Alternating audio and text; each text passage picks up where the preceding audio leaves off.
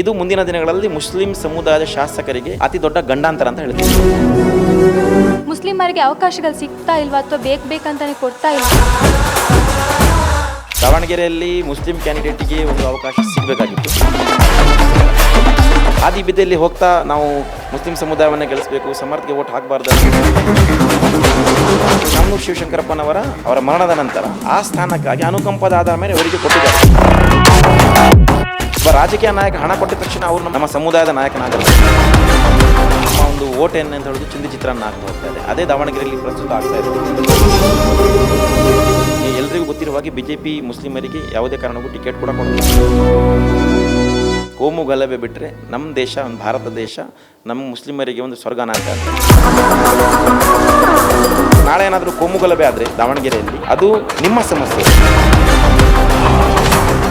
ನಮಸ್ಕಾರ ವೀಕ್ಷಕರೇ, ನ್ಯಾಷನಲ್ ಟಿವಿಗೆ ಸ್ವಾಗತ. ನಾನು ಸ್ವಾತಿ ಸಾಲ್ಯನ್. ದಾವಣಗೆರೆಯಲ್ಲಿ ನಡೀತಿರುವಂತಹ ಬೈ ಎಲೆಕ್ಷನ್ ಬಗ್ಗೆ ಮಾತಾಡೋಕ್ಕೆ ನಮ್ಮ ಜೊತೆ HMC ಯುನೈಟೆಡ್ನ ಸಂಸ್ಥಾಪಕರಾಗಿರುವಂತಹ ಶಕೀರ್ ಹಸನ್ ನಮ್ಮ ಜೊತೆ ಇದ್ದಾರೆ. ಬನ್ನಿ ಅವರನ್ನು ಮಾತಾಡ್ಸೋಣ. ಏನು ಈ ವಿಚಾರಗಳನ್ನು ಅವ್ರ ಬಾಯಿಂದನೇ ತಿಳ್ಕೊಳ್ಳೋಣ. ನಮಸ್ತೆ ಸರ್, ಕಾರ್ಯಕ್ರಮಕ್ಕೆ ಸ್ವಾಗತ. ನಮಸ್ತೆ ಮೇಡಮ್. ಸರ್, ಈಗ ಒಂದು ಕಾಂಗ್ರೆಸ್ ಅಂತ ಬಂದಾಗ ಸಾಕಷ್ಟು ಅಲ್ಲಿ ಮುಸ್ಲಿಂ ಸಮುದಾಯದವರೇ ಇರ್ತಾರೆ. ಸೊ ಆದರೆ ಅವ್ರಿಗೆ ಅಲ್ಲಿ ಕ್ಯಾಂಡಿಡೇಟ್ ಆಗುವಂಥ ಭಾಗ್ಯ ಯಾಕೆ ಸಿಗ್ತಾಯಿಲ್ಲ ಅನ್ನುವಂಥದ್ದು?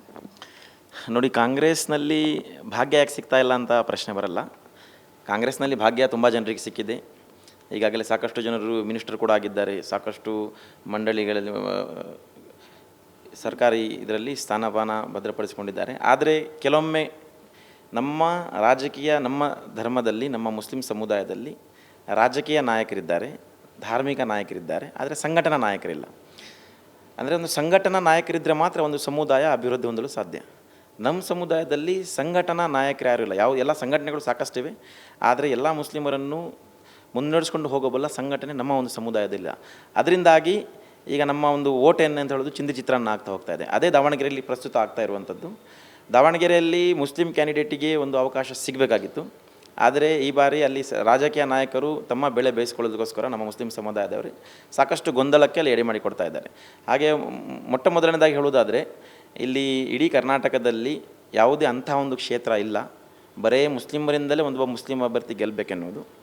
ಎಲ್ಲ ಕ್ಷೇತ್ರಗಳಲ್ಲಿ ಕೂಡ ಹಿಂದೂಗಳ ಒಂದು ಅಲ್ಲಿ ಓಟ್ ಇಲ್ಲದೆ ಯಾವುದೇ ಒಬ್ಬ ಮುಸ್ಲಿಂ ಅಭ್ಯರ್ಥಿ ಗೆಲ್ಲಲು ಸಾಧ್ಯ ಕೂಡ ಇಲ್ಲ. ಆದ್ದರಿಂದ ಇಲ್ಲಿಯೂ ಕೂಡ ದಾವಣಗೆರೆಯಲ್ಲಿ ಯಾವ ಥರ ಒಂದು ವಾತಾವರಣ ಸೃಷ್ಟಿ ಮಾಡ್ತಾ ಇದ್ದಾರೆ ಅಂತ ಹೇಳಿದರೆ, ಬರೇ ಮುಸ್ಲಿಮರಿಗೆ ಮಾತ್ರ ನಾವು ಇಲ್ಲಿ ಸಪೋರ್ಟ್ ಕೊಡಬೇಕು ಅಂತ ಬಂದರೆ ನಾಳೆ ದಿನಗಳಲ್ಲಿ ಏನಾಗುತ್ತೆ ಅಂತ ಹೇಳಿದರೆ, ಬೇರೆ ಕ್ಷೇತ್ರದಲ್ಲಿ ಈಗ ನೀವು ಮುಖ್ಯವಾಗಿ ಮಂಗಳೂರಿನಲ್ಲಿ ನಮ್ಮ ಉತ್ತರದಲ್ಲಿ UT ಖಾದರ್ ಅವರಿದ್ದಾರೆ. ಅವರಿಗೂ ಕೂಡ ಹಿಂದೂಗಳ ಸಪೋರ್ಟ್, ಹಿಂದೂಗಳ ಓಟಿನಿಂದಲೇ, ಕಾಂಗ್ರೆಸ್ನ ಹಿಂದೂಗಳ ಓಟಿನಿಂದಲೇ ಬಂದವರು. ಇಲ್ಲಿ ಮೊನ್ನೆ ಒಂದು ಹಾವೇರಿಯಲ್ಲಿ ಒಂದು ಇಲೆಕ್ಷನ್ ಆಗುತ್ತೆ, ಶಿಗ್ಗಾಂವ್ ಕ್ಷೇತ್ರದಲ್ಲಿ. ಈ ಒಂದು ರಾಜ್ಯದ ಒಬ್ಬರ ಮುಖ್ಯಮಂತ್ರಿ, ಈಗ ಮಾಜಿ ಮುಖ್ಯಮಂತ್ರಿ ಅವರನ್ನು ಸೋಲಿಸಿ ಓರ್ವ ಮುಸ್ಲಿಂ ನಾಯಕ, ಒಬ್ಬ ರಾಜಕೀಯ ನಾಯಕ ವಿಧಾನಸಭೆ ಪ್ರವೇಶ ಮಾಡ್ತಾನಂತ ಹೇಳಿದರೆ ಅಲ್ಲಿಯೂ ಕೂಡ ಹಿಂದೂಗಳ ಓಟಿನಿಂದಲೇ ಬಂದವರು. ಈಗಾಗಲೇ ಗುಲ್ಬರ್ಗಾದಲ್ಲಿ ಕನೀಸ್ ಫಾತಿಮಾ ಇರಲಿ, ನಮ್ಮ ಬೆಂಗಳೂರಿನಲ್ಲಿ BZ ಜಮೀರ್ ಅಹಮದ್ ಖಾನ್ ಇರಲಿ, ರಿಜ್ವಾನ್ ಅರ್ಷದ್ ಇರಲಿ, NA ಹ್ಯಾರಿಸ್ ಇರಲಿ, ಫಿರೋಜ್ ಸೇಠ್ ಇರಲಿ ಬೆಳಗಾವಿಯಲ್ಲಿ, ಹಾಗೆಯೇ ಮೈಸೂರಿನಲ್ಲಿ ನಮ್ಮ ನರಸಿಂಹರಾವ್ ಕ್ಷೇತ್ರದಲ್ಲಿ ಶಾಸಕರು, ಅವರು ಕೂಡ ಮುಸ್ಲಿಂ ಸಮುದಾಯದವರೇ, ಹಿಂದೂಗಳ ಓಟಿನಿಂದ ಬಂದಿದ್ದಾರೆ ವಿನಃ. ಈಗ ಏನು ಮಾಡ್ತಾ ಇದ್ದಾರೆ ಅಂತ ಹೇಳಿದರೆ, ದಾವಣಗೆರೆಯಲ್ಲಿ ಈ ಒಂದು ಕ್ಷೇತ್ರಕ್ಕಾಗಿ ಮುಂದಿನ ದಿನಗಳಲ್ಲಿ ಮುಸ್ಲಿಂ ಶಾಸಕರಿಗೆ ಅದೊಂದು ಅಪಾಯ. ಯಾಕಂತೇಳಿದ್ರೆ ನಮ್ಮದೇ ಸಮುದಾಯದವರು ಬರಬೇಕಂತ ಹೇಳೋದು ನಮ್ಮ ಒಂದು ಜಾತ್ಯತೀತ ರಾಷ್ಟ್ರದ ಅದೊಂದು ಹಿತಕ್ಕಾಗಲ್ಲ. ದಾವಣಗೆರೆಯಲ್ಲಿ ಮಾಡಿದರೂ ಕೂಡ ಒಂದು ಪ್ರಿಪರೇಷನ್ ಅಂತ ಇರಬೇಕಿತ್ತು. ಒಬ್ಬ ನಾಯಕನನ್ನು ಎಲ್ಲರೂ ಸೇರಿ ಒಂದು ಆರಿಸಬೇಕಿತ್ತು.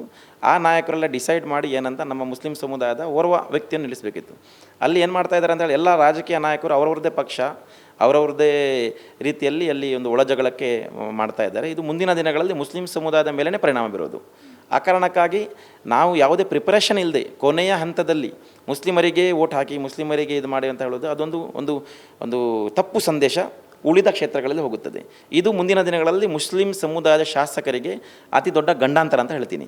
ಆ ಕಾರಣಕ್ಕಾಗಿ ಸದ್ಯದ ಪರಿಸ್ಥಿತಿಯಲ್ಲಿ ಯಾವುದೇ ಪ್ರಿಪರೇಷನ್ ಇಲ್ಲದೆ ಸಮರ್ಥಗೆ, ಈಗ ನಮ್ಮ ಸಮುದಾಯದಲ್ಲಿ ಯಾವುದೇ ಪ್ರಿಪರೇಷನ್ ಮಾಡಿಲ್ಲ. ಇವಾಗ ಹಾದಿ ಬಿದ್ದಲ್ಲಿ ಹೋಗ್ತಾ ನಾವು ಮುಸ್ಲಿಂ ಸಮುದಾಯವನ್ನು ಗೆಲ್ಲಿಸಬೇಕು, ಸಮರ್ಥಗೆ ಓಟ್ ಹಾಕಬಾರ್ದು ಅಂತ ಹೇಳೋದು ಅದೊಂದು ನಮ್ಮ ಸಮುದಾಯದ ಒಂದು ಆಂತರಿಕ ಅಧಪತನಕ್ಕೆ ನಾನು ಸಾಕ್ಷಿ ಅಂತ ಹೇಳ್ತೀನಿ. ಅದು ಈಗ ನೀವು ಹೇಳಿದ್ರಿ ಸಮರ್ಥ ಅವ್ರಿಗೆ ಓಟ್ ಹಾಕುವಂಥ ವಿಚಾರದಲ್ಲಿ ಈ ವಿಚಾರಗಳು ಬಂದಿರುವಂಥದ್ದು. ಇನ್ನು ಕ್ಯಾಂಡಿಡೇಟ್ ಅಂತ ಬಂದಾಗ ಮುಸ್ಲಿಮರಿಗೆ ಅವಕಾಶಗಳು ಸಿಗ್ತಾ ಇಲ್ವಾ ಅಥವಾ ಬೇಕಂತಾನೆ ಕೊಡ್ತಾ ಇಲ್ವಾ ಅನ್ನುವಂಥದ್ದು? ನಾನು ಮೊದಲೇ ಹೇಳಿದ್ದೀನಿ, ನಮ್ಮ ಕಾಂಗ್ರೆಸ್ ಪಕ್ಷದ ರಾಜಕೀಯ ನಾಯಕರು, ಮುಸ್ಲಿಂ ಸಮುದಾಯ ರಾಜಕೀಯ ನಾಯಕರ ತಪ್ಪೇ ವಿನ ಕಾಂಗ್ರೆಸ್ ಪಕ್ಷದ ಇದರಲ್ಲಿ ಏನು ತಪ್ಪಿಲ್ಲ. ಎಲ್ಲ ಸಮುದಾಯ, ನೀವು ಯಾವುದೇ ಒಂದು ಜಾತಿ ಇರಲಿ, ಕಾಂಗ್ರೆಸ್ ಪಕ್ಷದಲ್ಲಿರೋ ನಾಯಕರು ಈಗ ಒಕ್ಕಲಿಗರ ನಾಯಕ, ಒಕ್ಕಲಿಗ ತಮ್ಮ ಒಂದು ಜಾತಿಗಳಿಗೆ ಹೆಚ್ಚಿನ ಪ್ರಾಶಸ್ತ್ಯ ಕೊಡ್ತಾನೆ. ಲಿಂಗಾಯತ ನಾಯಕರು ಲಿಂಗಾಯತರಿಗೆ, ಕುರುಬ ನಾಯಕ ಕುರುಬ ಅವರು ಶಾಸಕರು ಬರಬೇಕಂತ ಪ್ರಾಶಸ್ತ್ಯ ಕೊಡ್ತಾರೆ. ಆದರೆ ನಮ್ಮಲ್ಲಿ ಒಂದಿಬ್ಬರು ಶಾಸಕರು ಬಿಟ್ಟರೆ ಹೆಚ್ಚಿನ ಶಾಸಕರು ಅದಕ್ಕೆ ಹೆಚ್ಚಿನ ಮಹತ್ವ ಕೊಡ್ತಾ ಇಲ್ಲ. ಆ ಕಾರಣಕ್ಕಾಗಿ ದಾವಣಗೆರೆಯಲ್ಲಿ ಅದೇ ಆಗಿದ್ದು. ಎಲ್ಲರೂ ಸೇರಿ ಸರಿಸುಮಾರು ಇಡೀ ಸಮುದಾಯದ ನಾಯಕರಲ್ಲಿ, ಧಾರ್ಮಿಕ ನಾಯಕರು, ರಾಜಕೀಯ ನಾಯಕರು ಎಲ್ಲ ಸೇರಿಕೊಂಡು ಒಂದು 2-3 ತಿಂಗಳ ಹಿಂದೆ ಅದಕ್ಕೆ ಪ್ರಿಪರೇಷನ್ ಮಾಡಿದರೆ ಖಂಡಿತವಾಗಿ ನಮಗೆ ಉತ್ತಮ ಒಬ್ಬ ನಾಯಕ ಸಿಗುವಂತಾಗಿತ್ತು. ಕಾಂಗ್ರೆಸ್ ಪಕ್ಷ ಏನಾಗ್ತಾನೆ, ವೀಕ್ಷಣೆಗೆ ಅಲ್ಲೊಂದು ಟೀಮನ್ನು ಕಳಿಸುತ್ತೆ. ಆ ವೀಕ್ಷಣೆ ಆಧಾರದ ಮೇಲೆ ಅಲ್ಲಿ ಯಾರಿಗೆ ಹೆಚ್ಚಿನ ಬೆಂಬಲವಿದೆ, ಹಾಗೂ ಎರಡನೇದಾಗಿ ಅನುಕಂಪದ ಆಧಾರದ ಮೇಲೆ ಕೊಡಬೇಕೇ ವಿನಃ, ಈಗ ಗುಲ್ಬರ್ಗಾದಲ್ಲಿ ಕನೀಸ್ ಫಾತಿಮಾ ಅವರಿಗೆ ಕಮರುಲ್ ಇಸ್ಲಾಂ ಅವರ ಮರಣದ ನಂತರ ಆ ಅನುಕಂಪದ ಆಧಾರದ ಮೇಲೆ ಅವರಿಗೊಂದು ಅವಕಾಶ ಸಿಕ್ತು. ಮಂಗಳೂರು ಉತ್ತರದಲ್ಲಿ UT ಫರೀದ್ ಅವರ ಮರಣದ ನಂತರ UT ಖಾದರ್ ಅವರಿಗೆ ಅವಕಾಶ ಸಿಕ್ಕಿದೆ. ಅದೇ ಈಗ ಮೇಟಿಯವರ ಬಾಗಲಕೋಟೆ ಕ್ಷೇತ್ರದಲ್ಲಿ HY ಅವರ ಮರಣದ ನಂತರ ಅನುಕಂಪದ ಆಧಾರದ ಮೇಲೆ ಅವ್ರ ಮಗನಿಗೆ ಸಿಕ್ಕಿದೆ. ಅದೇ ಒಂದು ಪ್ರೋಟೋಕಾಲನ್ನು ಕಾಂಗ್ರೆಸ್ ಈಗ ಫಾಲೋ ಮಾಡ್ತಾ ಹೋಗಿರುವಾಗ, ಮುಖ್ಯವಾಗಿ ಶಾಮನೂರು ಶಿವಶಂಕರಪ್ಪನವರ ಮರಣದ ನಂತರ ಆ ಸ್ಥಾನಕ್ಕಾಗಿ ಅನುಕಂಪದ ಆಧಾರದ ಮೇಲೆ ಅವರಿಗೆ ಕೊಟ್ಟಿದ್ದಾರೆ. ಇನ್ನು 2 ವರ್ಷ ಮುಸ್ಲಿಮರು ಕಾದು ನೋಡುವ ತಂತ್ರವನ್ನು ನೋಡಬೇಕು. ಇವಾಗ 2 ವರ್ಷದ ನಂತರ ಮತ್ತೆ ಚುನಾವಣೆ ಬರುತ್ತೆ, ಇದೇ ಕೊನೆ ಅಲ್ಲ. 2 ವರ್ಷದ ನಂತರ ದಾವಣಗೆರೆ ಮುಸ್ಲಿಮರು ಎಲ್ಲ ಸಭೆ ಸೇರಿ ಎಲ್ಲರೂ ಒಂದು ಪ್ಲ್ಯಾಟ್ಫಾರ್ಮ್ನೊಳಗೆ ಬರಬೇಕು. ಯಾಕಂದರೆ ನಾವು ಈ ಹಿಂದೆ ನಮ್ಮ ಸಂಘಟನೆ AIMDF ಅಂತ ಒಂದು ಸಂಘಟನೆ ಶುರು ಮಾಡಿದ್ವಿ, all India Muslim development forum ಅಂತ ಸಂಘಟನೆ. ನಾವು ದಾವಣಗೆರೆಯಲ್ಲೇ ಶುರು ಮಾಡಿದ್ದು. ನಮ್ಮ ಸಿದ್ಧಾಂತ ಒಂದೇ ಇತ್ತು, ನಮ್ಮ ದೇಶದಲ್ಲಿ, ಇಡೀ ವಿಶ್ವದಲ್ಲಿ ಭಾರತ ಎನ್ನುವುದು ಮುಸ್ಲಿಮರಿಗೆ ಒಂದು ಕೋಮುಗಲಭೆ ಬಿಟ್ಟಾಕಿ, ಕೋಮುಗಲಭೆ ಬಿಟ್ಟರೆ ನಮ್ಮ ದೇಶ, ಒಂದು ಭಾರತ ದೇಶ ನಮ್ಮ ಮುಸ್ಲಿಮರಿಗೆ ಒಂದು ಸ್ವರ್ಗಾನ ಅಂತ ಹೇಳ್ತೀನಿ. ಕೋಮುಗಲಭೆಯಿಂದಾಗೆ ನಾವು ಇಷ್ಟು ದೊಡ್ಡ ಮಟ್ಟದಲ್ಲಿ ಇದಾಗಿದೆ ವಿನಃ ಬೇರೆ ಎಲ್ಲ ವಿಚಾರದಲ್ಲಿ, ಭದ್ರತೆ ಇರಲಿ, ಬೇರೆ ಎಲ್ಲ ವಿಚಾರದಲ್ಲಿ ಇಡೀ ವಿಶ್ವದಲ್ಲಿಯೇ ನಮ್ಮ ದೇಶದಲ್ಲಿ ಮುಸ್ಲಿಮಾನರು ಸುರಕ್ಷಿತರು. ಕೋಮುಗಲಭೆಯಿಂದ ಸ್ವಲ್ಪ ಕಪ್ಪು ಚುಕ್ಕೆ ಬಿಟ್ಟರೆ ಬೇರೆ ಎಲ್ಲ ವಿಷಯದಲ್ಲಿ ನಮ್ಮ ದೇಶ ಸುಭದ್ರವಾಗಿದೆ. ನಾವೀಗಾಗಲೇ ನಮಗೆ ಹಿಂದೂ ಮುಸ್ಲಿಂ ಅಂತ ಬಿಟ್ಬಿಟ್ಟು ಈಗ ಎಲ್ಲ ಕಡೆ ಹಿಂದೂಗಳು ನಮಗೆ ಓಟ್ ಹಾಕಿದ್ದಾರೆ. ನಮ್ಮ ಸಮುದಾಯದ ಶಾಸಕರನ್ನು ಗೆಲ್ಲಿಸಿದ್ದಾರೆ. ನಮ್ಮ ಸಮುದಾಯದ ಶಾಸಕರನ್ನು ಮಂತ್ರಿಯನ್ನಾಗಿ ಮಾಡಿಸಿದ್ದೇವೆ. ನಾವು ನಿಗಮ ಮಂಡಳಿಗಳಲ್ಲಿ ನಮ್ಮ ಸಮುದಾಯದ ಸಾಕಷ್ಟು ಜನರು ಅದರಲ್ಲಿ ಸ್ಥಾನವನ್ನು ಪಡೆದುಕೊಂಡಿದ್ದಾರೆ. ಈಗ ನಮಗೆ ಅದು ಬಿಟ್ಟರೆ BJP, ಎಲ್ಲರಿಗೂ ಗೊತ್ತಿರುವಾಗೆ BJP ಮುಸ್ಲಿಮರಿಗೆ ಯಾವುದೇ ಕಾರಣಕ್ಕೂ ಟಿಕೆಟ್ ಕೂಡ ಕೊಡಲ್ಲ, ಮಂತ್ರಿಗಿರಿ ಕೊಡೋದಂಥದ್ದು ದೂರದ ಮಾತು. ಹಾಗೆ ನಮಗೆ ಸದ್ಯವಾಗಿ ಬೇಕಾಗಿರೋದು ಕಾಂಗ್ರೆಸ್ ಪಕ್ಷ ಬಿಟ್ಟರೆ ಬೇರೆ ಯಾವುದೂ ಇಲ್ಲ. ಬೇರೆ ಪಕ್ಷ ಮಾಡಿದರೂ ಕೂಡ ಅದು ಕೇವಲ ಸಮುದಾಯವನ್ನು ಮೈಂಡ್ ಡೈವರ್ಟ್ ಮಾಡ್ತಾ ಅದು ಬೆಳೆದಿಗೆ ಸರಿಸುಮಾರಿಗೆ 25-30 ವರ್ಷ ಬೇಕಾಗಿದೆ. ಈಗ ಸದ್ಯಕ್ಕೆ ಕರ್ನಾಟಕದಲ್ಲಿ ಬಿಟ್ಟರೆ ಬೇರೆ ಕರ್ನಾಟಕದಲ್ಲಿ ಯಾವುದೇ ಒಂದು ಮುಸ್ಲಿಂ ಸಮುದಾಯಕ್ಕಾಗಿ ಅಂತ ಯಾವುದೇ ಒಂದು ರಾಜಕೀಯ ಪಕ್ಷ ಇಲ್ಲ. ಇದ್ದರೂ ಕೂಡ ಅವರು ಪ್ರಿಪರೇಷನ್ ಮಾಡಿಲ್ಲ. ಅದಕ್ಕಾಗಿ ನಾವು ಮೊದಲೇನು ಮಾಡಬೇಕಾದ ಕರ್ತವ್ಯ ಏನಂತ ಹೇಳಿದರೆ, ಸದ್ಯಕ್ಕೆ ಏನು ಪರಿಸ್ಥಿತಿ ಇದೆ ಅದನ್ನೇ ಮುನ್ನಡೆಸ್ಕೊಂಡು ಹೋಗಬೇಕು.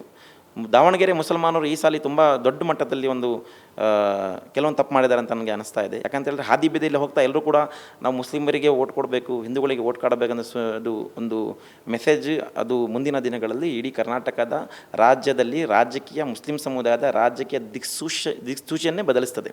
ಆ ಕಾರಣಕ್ಕಾಗಿ ನಾವು ಸದ್ಯದ ಪರಿಸ್ಥಿತಿಯಲ್ಲಿ ಈ 2 ವರ್ಷ ಸಮರ್ಥಿಗೆ ಸಪೋರ್ಟ್ ಕೊಡಬೇಕು. ಅವ್ರು ಚೆನ್ನಾಗಿ ಕೆಲಸ ಮಾಡಿದಾರೆ ಇಲ್ವೋ ಅದು ಮುಖ್ಯವಾಗಿರಬೇಕಾಗಿದೆ.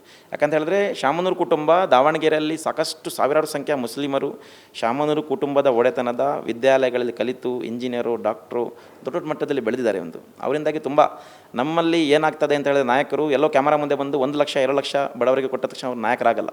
ನಮ್ಮಲ್ಲಿ ನಾಯಕರಾಗೋ ಸಾಮರ್ಥ್ಯ ಏನು ಬೇಕಂತ ಹೇಳಿದ್ರೆ, ನಮ್ಮ ಮುಸ್ಲಿಂ ಸಮುದಾಯಕ್ಕೆ ಕಾಲೇಜ್ ಕಟ್ಟಿ, ಫಸ್ಟಾಗಿ ಒಳ್ಳೆಯ ಉತ್ತಮವಾದ ಕಾಲೇಜು, ಶಿಕ್ಷಣ ಸಂಸ್ಥೆಗಳನ್ನು, ಆಸ್ಪತ್ರೆಗಳನ್ನು ಕಟ್ಟಿ, ಆವಾಗ ನೀವು ನಾಯಕರು. ನೀವೆಲ್ಲರೂ ಮದುವೆಗೆ 1 ಲಕ್ಷ ಕೊಟ್ಟ ತಕ್ಷಣ, ಯಾವುದಾದ್ರೂ ಒಂದು ಆಕ್ಸಿಡೆಂಟ್ ಆದ ತಕ್ಷಣ ಅಲ್ಲಿ 1 ಲಕ್ಷ ಕೊಟ್ಟರೆ ನೀವು ನಾಯಕರಾಗಲ್ಲ. ಅದನ್ನು ನೀವು ಅರ್ಥ ಮಾಡ್ಕೊಳ್ಬೇಕು. ಅದನ್ನು ಆ ರೀತಿಯ ಹಣವನ್ನು ವ್ಯರ್ಥ ಮಾಡೋದ್ರಿಂದ ಆ ಎಲ್ಲ ಹಣವನ್ನು ಒಟ್ಟುಗೂಡಿಸಿ ಒಂದು ವಿದ್ಯಾಸಂಸ್ಥೆಯನ್ನು ಕಟ್ಟಿ, ನಮ್ಮ ಸಮುದಾಯಕ್ಕೋಸ್ಕರ ವಿದ್ಯಾಸಂಸ್ಥೆಯನ್ನು ಕಟ್ಟಿ, ಆಸ್ಪತ್ರೆಯನ್ನು ಕಟ್ಟಿಸಿ, ಅದು ನಮ್ಮ ಸಮುದಾಯಕ್ಕೆ ಬೇಕಾಗಿದೆ. ಅವರನ್ನು ನಾವು ನಾಯಕರು ಹೇಳಬೇಕು ವಿನಃ ಒಬ್ಬ ರಾಜಕೀಯ ನಾಯಕ ಹಣ ಕೊಟ್ಟ ತಕ್ಷಣ ಅವರು ನಮ್ಮ ಧಾರ್ಮಿಕ ನಮ್ಮ ಸಂಘಟನಾ, ನಮ್ಮ ಸಮುದಾಯದ ನಾಯಕನಾಗಲ್ಲ. ಅವನೊಬ್ಬ ರಾಜಕೀಯ ನಾಯಕ, ಅವನೊಬ್ಬ ಧಾರ್ಮಿಕ ನಾಯಕ. ನಮ್ಮಲ್ಲಿ ಮುಖ್ಯವಾಗಿ ಮುಸ್ಲಿಮರಲ್ಲಿ ಸಂಘಟನೆಯ ಕೊರತೆ ಇದೆ. ಸಂಘಟನೆ ಇಲ್ಲದೆ ಮುಸ್ಲಿಮರು ಎಲ್ಲ ಕಡೆ ಇವಾಗ ಹಾದಿ ಬೀದಿಯಲ್ಲಿ ಎಲ್ಲರೂ ಕೂಡ ಮುಸ್ಲಿಮರನ್ನು ದುರುಗುಟ್ಟಿ ನೋಡಿಸುವಂಥ ಪರಿಸ್ಥಿತಿ ನಿರ್ಮಾಣ ಮಾಡಿದ್ದು ನಮ್ಮ ಮುಸ್ಲಿಂ ಸಮುದಾಯ ನಾಯಕರ ವಿನಃ ಬೇರೆಯವರಲ್ಲ. ಆ ಕಾರಣಕ್ಕಾಗಿ ಈ ಬಾರಿ 2 ವರ್ಷ ನಾವು ವೆಯ್ಟ್ ಮಾಡಬೇಕು.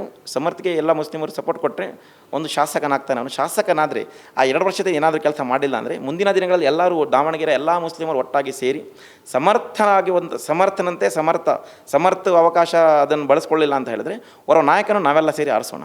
ಅದನ್ನು ಎಲ್ಲರೂ ರಾಜಕೀಯ ನಾಯಕರನ್ನು ದೂರವಾಗಿಟ್ಟುಕೊಂಡು ನಮ್ಮ ಎಲ್ಲ ಧಾರ್ಮಿಕ ನಾಯಕರು ಸೇರಿಕೊಂಡು ಅಲ್ಲಿಯ ಲೋಕಲ್ ಸಂಘಟನೆಗಳೇ, ಆ ದಕ್ಷಿಣ ಕ್ಷೇತ್ರದಲ್ಲಿ ಎಷ್ಟು ಮುಸ್ಲಿಂ ಸಂಘಟನೆಯ ನಾಯಕರಿದ್ದಾರೆ ಅವರೆಲ್ಲ ಸೇರಿ ಒಮ್ಮತದ ಒಬ್ಬ ಅಭ್ಯರ್ಥಿಯನ್ನು ಪ್ರಕಟಿಸಿದರೆ ಖಂಡಿತವಾಗಿ ಮುಂದಿನ ದಿನಗಳಲ್ಲಿ ಇದನ್ನು ಪರ್ಮನೆಂಟಾಗಿ ಶಾಶ್ವತವಾಗಿ ಅವರನ್ನು ಬರಬೇಕಂತ ಇಲ್ಲ.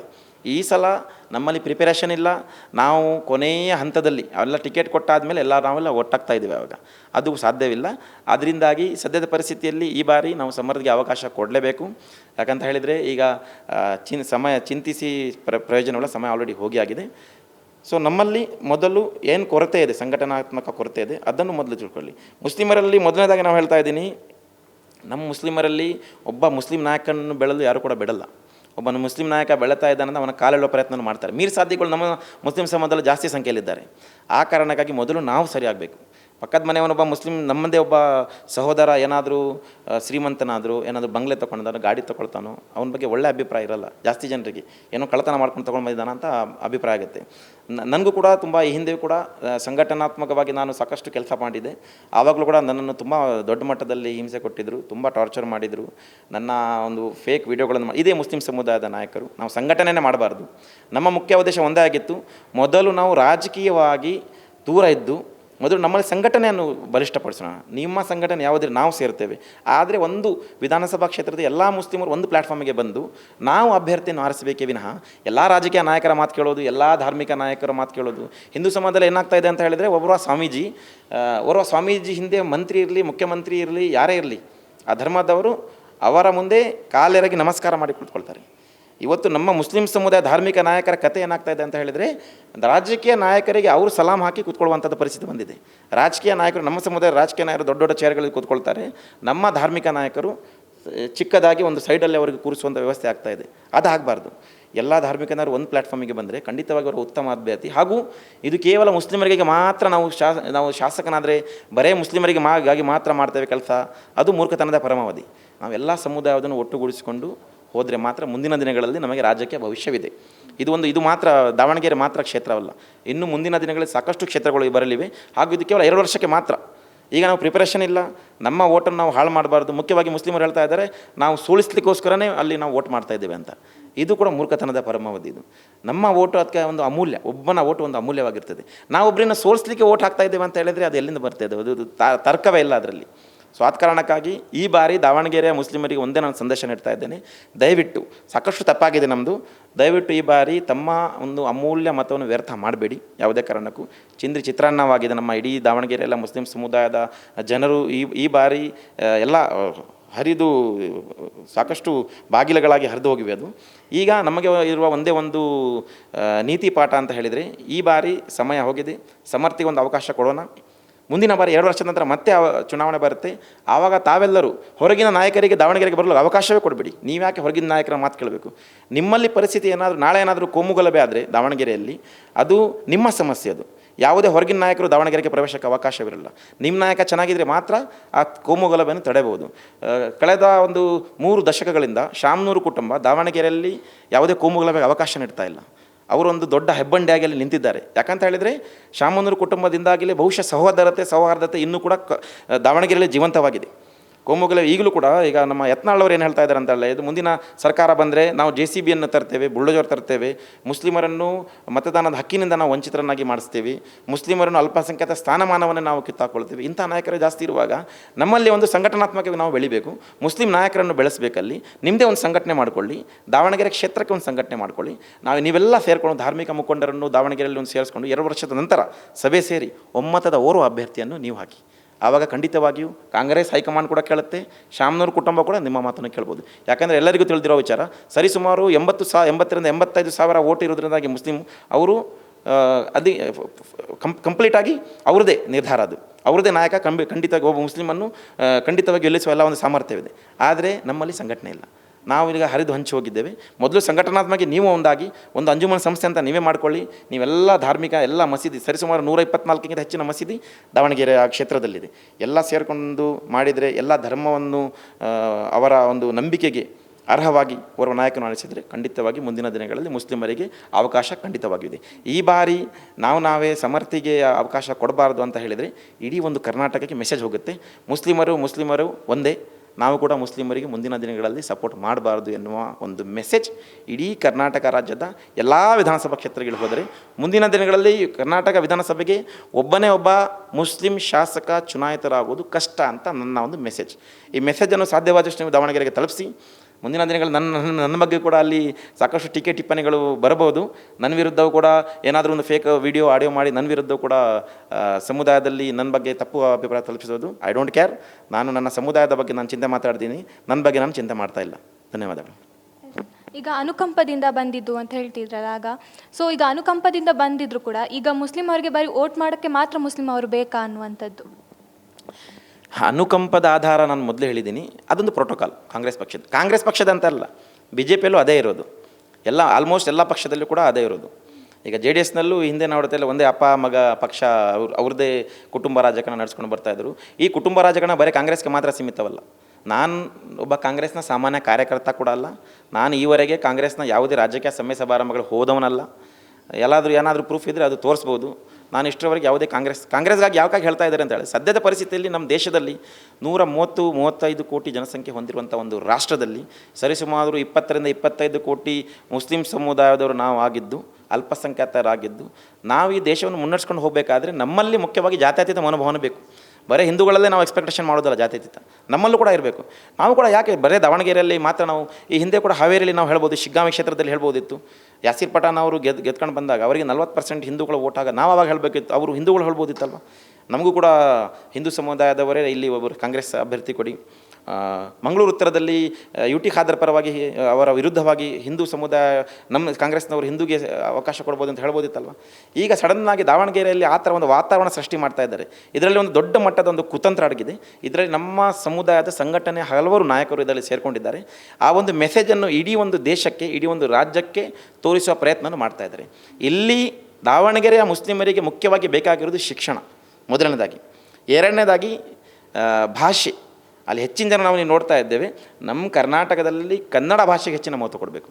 ಹೆಚ್ಚಿನ ಜನರಿಗೆ ಅಲ್ಲಿ ಕನ್ನಡ ಭಾಷೆನೇ ಬರ್ತಾ ಇಲ್ಲ, ಹೆಚ್ಚಿನ ಜನರಿಗೆ ಮಾತಾಡ್ತಾ ಇಲ್ಲ. ಅಭ್ಯರ್ಥಿಗಳು ಕೂಡ ಉರ್ದುವಲ್ಲಿ ಯಾಕೆ ಅಗತ್ಯವಿದೆ ನಮಗೆ? ಕರ್ನಾಟಕದಲ್ಲಿ ಇದ್ದುಕೊಂಡು ನೀವು ಕೇರಳ ಹೋಗಿ, ತಮಿಳ್ನಾಡು ಹೋಗಿ, ಅಲ್ಲಿ ಕೇರಳದಲ್ಲಿ ಮಲಯಾಳಂ ಹಾಗೂ ತಮಿಳ್ನಾಡಲ್ಲಿ ತಮಿಳು ಬಿಟ್ಟರೆ ಬೇರೆ ಯಾವುದೇ ಭಾಷೆ ಮಾತಾಡ್ತಾ ಇಲ್ಲ. ನಾವು ಯಾಕೆ ಮುಸ್ಲಿಮರು ಇಲ್ಲಿ ಉರ್ದುವನ್ನೇ ಮಾತಾಡಬೇಕು? ಉರ್ದು ನಮ್ಮ ಮನೆ ಭಾಷೆ ಆಗಿರಬೇಕು, ವ್ಯಾವಹಾರಿಕ ಭಾಷೆ. ನಾವೇನಾದರೂ ವ್ಯವಹಾರ ಮಾಡುವುದಾದರೆ ಅದು ಕನ್ನಡದಲ್ಲಿ ಇರಬೇಕು. ಹೆಚ್ಚಿನ ಅಭ್ಯರ್ಥಿಗಳಿಗೆ ಇಲ್ಲಿ ಸರಿಯಾಗಿ ಕನ್ನಡ ಮಾತಾಡೋಕ್ಕೆ ಬರ್ತಾ ಇಲ್ಲ. ಹೆಚ್ಚಿನ ಜನರು ಕೂಡ ಅಲ್ಲಿ ನಾವು ಒಂದು ಸಮರ್ಥ ಅವರಿಗೆ ಹಾಗೂ ಅವರ ತಾಯಿ ಪ್ರಭಾ ಮಲ್ಲಿಕಾರ್ಜುನ ಅವರಿಗೆ ಒಂದು ವಿನಂತಿ ಮಾಡ್ತಾ ಇದ್ದೇನೆ, ದಯವಿಟ್ಟು ನಾವು ಒಲೆಗೆಗೋಸ್ಕರ ಉರ್ದು ಭಾಷೆಯನ್ನು ಬಳಸಬೇಡಿ. ಅಲ್ಲಿ ಎಲ್ಲರಿಗೆ ಕನ್ನಡ ಅರ್ಥ ಆಗುತ್ತೆ, ಕನ್ನಡದಲ್ಲಿ ನಾವು ಮಾತಾಡಬೇಕು. ಒಂದನೇದಾಗಿ ಶಿಕ್ಷಣಕ್ಕೆ ಹೆಚ್ಚಿನ ಆದ್ಯತೆ ಕೊಡಿ. ಎರಡನೇದಾಗಿ ಭಾಷೆಯನ್ನು ಸುಧಾರಿಸ್ಕೊಳ್ಬೇಕು. ನಾವು ಕರ್ನಾಟಕ ರಾಜ್ಯದಲ್ಲಿರುವ ಕನ್ನಡಕ್ಕೆ ಹೆಚ್ಚಿನ ಆದ್ಯತೆ ಕೊಡಬೇಕು ನೀವು. ಮತ್ತು ಮೂರನೇದಾಗಿ ನಮ್ಮ ಸಮುದಾಯದಲ್ಲಿ ನಾನು ಈಗಾಗಲೇ ಹೇಳಿದಾಗೆ ಸಂಘಟನಾತ್ಮಕವಾಗಿರಿ. ಒಬ್ಬರನ್ನ ಕಂಡ್ರೆ ಒಬ್ಬರಿಗೆ ಆಗಲ್ಲ. ಅಲ್ಲಿ ಕಾಲೆಳುವ ಪ್ರಯತ್ನವನ್ನು ಮಾಡ್ತಾ ಇದ್ದಾರೆ. ಯಾವುದೇ ಮುಸ್ಲಿಂ ನಾಯಕರಲ್ಲಿ ಬೆಳಲಿಕ್ಕೆ ಬಿಡ್ತಾ ಇಲ್ಲ. ಈಗ ಮುಸ್ಲಿಂ ಸಂಘಟನೆ ಬೆಳೆದರೆ ಮಾತ್ರ ನಾಳೆ ರಾಜ್ಯಕ್ಕೆ ಶಕ್ತಿಯಾಗಿ ನಾವು ಹೊರಹೊಮ್ಮಬಹುದು. ನಮ್ಮಲ್ಲಿ ಸಂಘಟನೆಯೇ ಇಲ್ಲ. ತೆಲಂಗಾಣದಲ್ಲಿ ಮುಸ್ಲಿಂ ಸಂಘಟನೆ ಅವ್ರದ್ದೇ ಒಂದು ರಾಜಕೀಯ ಪಕ್ಷ ಮಾಡ್ಕೊಂಡು ದೊಡ್ಡ ಮಟ್ಟದಲ್ಲಿ ಬೆಳೆದಿದೆ. ಅದಕ್ಕೆ ಪ್ರಿಪ್ರೇಷನ್ ಬೇಕು, 30 ರಿಂದ 40 ವರ್ಷಗಳ ಅದಕ್ಕೆ ಶ್ರಮ ಬೇಕು. ಎಲ್ಲ ಮುಸ್ಲಿಮರು ನಿಮ್ಮ ಒಂದು ಸಿದ್ಧಾಂತವನ್ನು ಒಪ್ಕೊಳ್ಬೇಕು. ನಿಮ್ಮ ಸಿದ್ಧಾಂತ ಸರಿ ಇದ್ದರೆ ಎಲ್ಲ ಮುಸ್ಲಿಮರು ಬರ್ತಾರೆ ನಿಮ್ಮ ಹಿಂದೆ. ನಮ್ಮಲ್ಲಿ ಸಂಘಟನೆಗಳ ಸಿದ್ಧಾಂತ ಸರಿ ಇಲ್ಲ.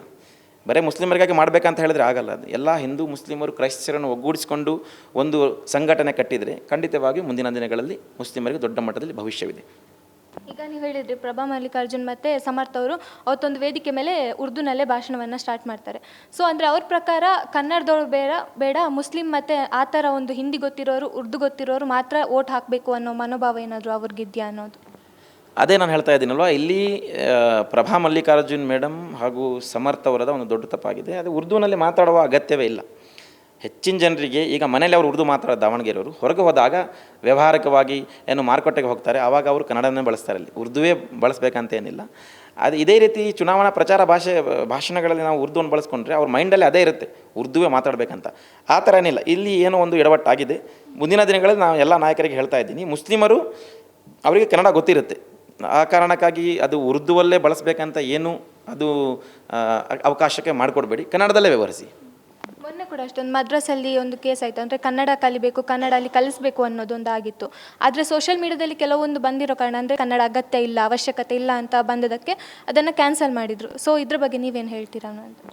ನೋಡಿ ಮೇಡಮ್, ನೀವು ಉಡುಪಿ ಮಂಗಳೂರಿಗೆ ಬಂದರೆ ಮದ್ರಸಾದಲ್ಲಿ ಕುರಾನ್ ಅನುವಾದ ಇರಲಿ, ನೀವು ಕನ್ನಡದಲ್ಲೇ ನೋಡ್ತೀರಾ. ಇಡೀ ಕರ್ನಾಟಕದಲ್ಲಿ ಅತಿ ಹೆಚ್ಚು ಕನ್ನಡ ಸ್ಪಷ್ಟವಾಗಿ ಬಳಸೋ ಮುಸ್ಲಿಮರಂದರೆ ನಿಮಗೆ ಉಡುಪಿ ಮತ್ತು ಮಂಗಳೂರು ಜಿಲ್ಲೆ, ನಮ್ಮ ಜಿಲ್ಲೆಯಲ್ಲೇ ಸಿಗೋದು.